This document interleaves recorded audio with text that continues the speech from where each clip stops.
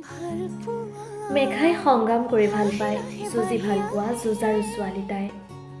জীৱনটোক উৎসৱ বুলি ভাবে, উদযাপন কৰে নিজৰ মতে। তথাপিও কেতিয়াবা ভাঙি পৰে তাই, যুঁজি যুঁজি হাৰি যায়।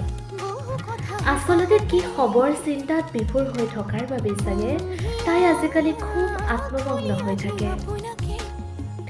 জীৱনটো এনেকুৱা নহয় যে ৰেলখন গৈ আছে এটা ষ্টেচনত ৰ'বগৈ। আমি ক'ত ৰম, ক'লৈ যাম একো ক'ব নোৱাৰোঁ ন। এই যে আমি সংজ্ঞাবোৰ বিচাৰি ফুৰিছোঁ, লাভ জানো আছে?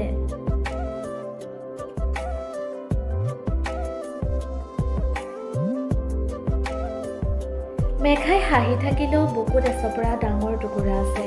তাই দেখাব নোৱাৰে সকলোৰে সৈতে, অতি সাধাৰণভাৱে হাঁহি মাতি থাকে তাই।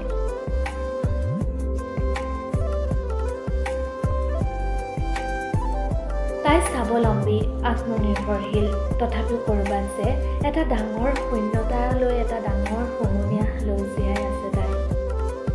ৰাঘৱ নথকাৰ দুখ, ৰাঘৱক হেৰুৱাৰ দুখ, ৰাঘৱৰ বিশ্বাসঘাতকতাৰ দুখ, ৰাঘৱে কৰা প্ৰতাৰণাৰ দুখ। প্ৰতিদিনে এই দুখে খুন্দা মাৰি থাকে তাই।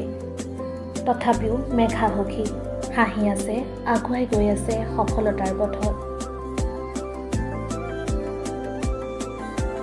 উকা কাগজৰ পৃষ্ঠাত বেবেৰিবাং শব্দৰে লিখি যায় তাই, সুখী হৈ আছোঁ নিজৰ বাবে, নিজক ভাল পাওঁ বাবে নিজক জীয়াই ৰাখিছোঁ, জীৱনটো ধুনীয়া।